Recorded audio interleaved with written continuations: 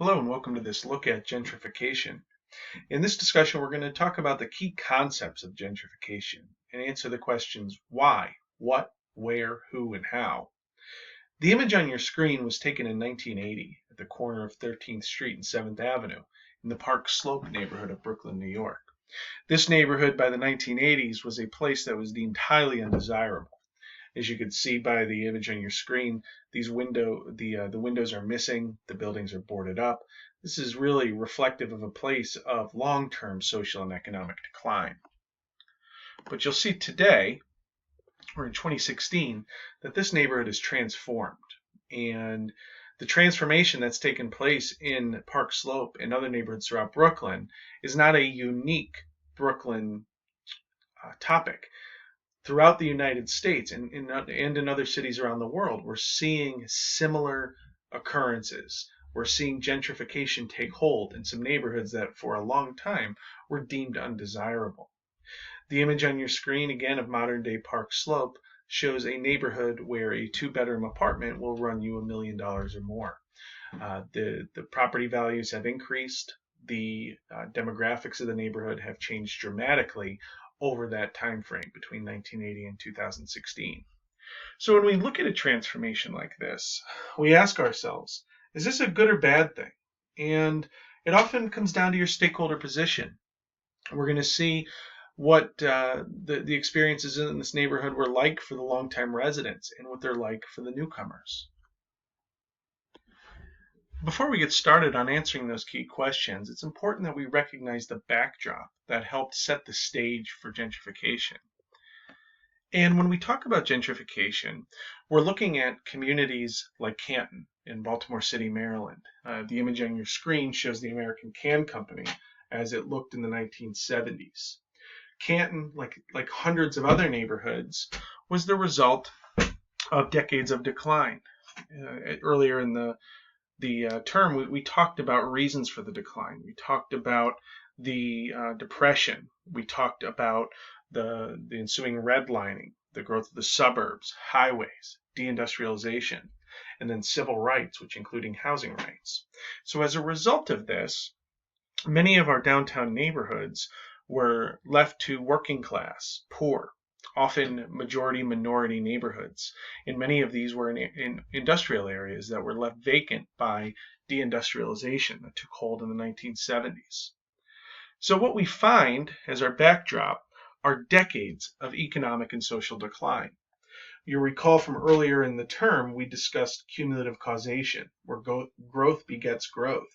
So cities and neighborhoods that are popular attract the best and the brightest, attract the most talented people. They become destinations, places where people want to be. On the other end of that spectrum, we have neighborhoods like this, Canton in Baltimore City, Maryland, that went through decades of economic and industrial decline. So by the 1980s, Canton was not really a desirable place, much like Park Slope in Brooklyn. The image on your screen shows New York Times Square in 1975. Again, some of the most expensive real estate on earth by the 1970s was deemed undesirable or not that sought after.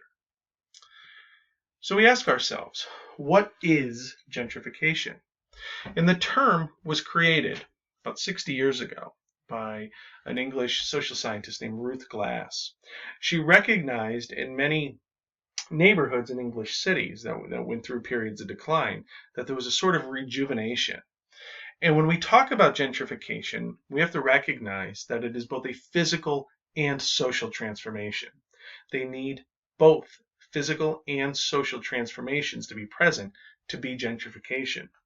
We oftentimes confuse economic development with gentrification. So just because a Towson Row or Circle East go in Towson, that investment that's going to draw people in, those projects aren't gentrification. When we talk about gentrification, we need that physical transformation in Towson Row and Circle East, but we also need a social transformation. We need a changeover in the community that's in place. So gentrification follows a period of decline, and then we see a higher class, gentry, moving in, and upgrades soon follow. The term gentry is an older term. It means landowning aristocrat. So the idea of using the term gentry is saying that this is a higher class of person from a higher socioeconomic bracket. And gentrification means that they are changing this place to reflect that incoming gentry.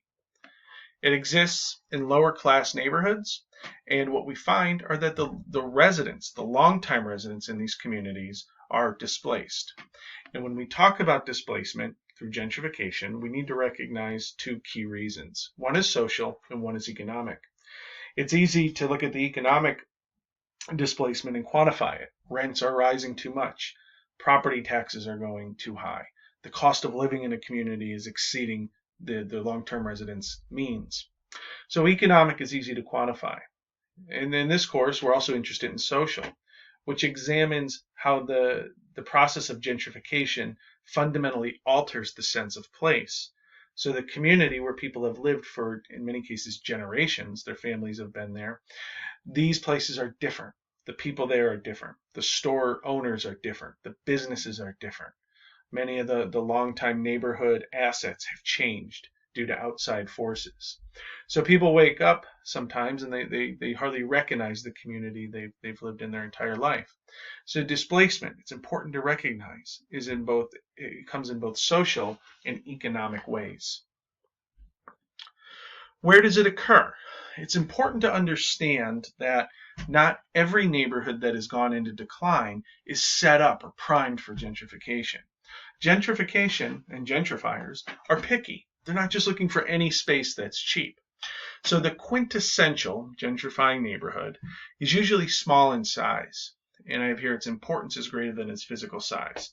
Think about Grady Clay's epitome districts, those neighborhoods, those historic immigrant enclaves where people's families arrived in the United States, where you have gas lights, you have cobblestone streets, you have historic architecture, waterfront view. The areas are usually only a few blocks at first, but their size, their physical size, doesn't match the importance or the significance of that place. So again, the idea of epitome district by Grady Clay should come to mind. These neighborhoods are usually within 1 mile of downtown or the central business district, meaning that they're not on the outside of the city. They're not on the fringe of the city. They're not near the first-ring suburbs, usually, or at least at first. They're within 1 mile. They're also usually located near a park or a waterfront. This historical significance or this natural setting, again, provides the importance of the community. The attraction of the community is greater than its physical size. We also see, as in the case with the Canton, that these are found in former sites of production or history. Oftentimes mills and factory buildings become ideal sites for that transformation to occur. These neighborhoods are usually walkable. One of the key attractions of a gentrifying neighborhood is its walkability. The ability for people to get out of their car, complete their tasks, their routines, their errands, their commutes by foot. That is one of the key factors in attracting people to these neighborhoods. Can I walk or bike? Can I give up my car for most of my errands? And what we find in our gentrifying neighborhoods are amenity bundles, and these expand over time.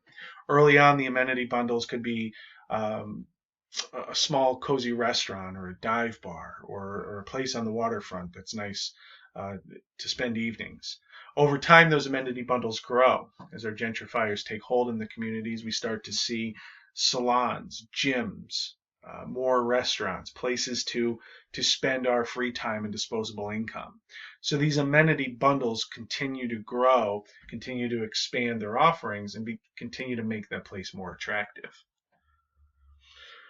So we get to who are the gentrifiers, and this question is one that is simple at first. When we say our gentrifiers are usually dinks, dual income, no kids, or single people, young professionals.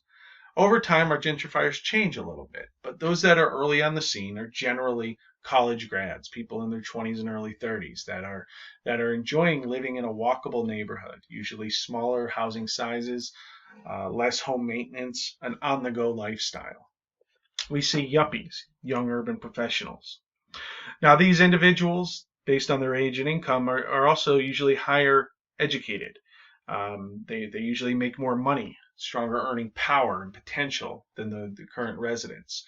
So we start to see that economic transformation take hold, where the gentrifiers um, come from backgrounds that are usually include higher education and higher earning potential, and also you often find single people or couples without kids moving into a neighborhood with families. So we're starting to see the social and economic challenges, the social economic differences in play. These are usually new economy jobs. So in a city like Baltimore, you might have individuals working for the city or working for the port or working in the community that have been in the neighborhood a long time. And what you have coming in are people that may work in one of the hospitals. In a lot of the Baltimore City neighborhoods, Johns Hopkins and the University of Maryland Medical Center promote gentrification, not directly, but indirectly by the people they attract into the city to work in the hospitals or work in the medical industry. So these new economy jobs are generally found in those that are gentrifying the areas. As I mentioned, few families, and it's not that they're young when they arrive. It's that the individuals who move in, the gentrifiers, generally don't stay. So what you find are few families, and not because of duration, meaning the neighborhood just started gentrifying. What that means is that you have rapid turnover. These areas are relatively transient.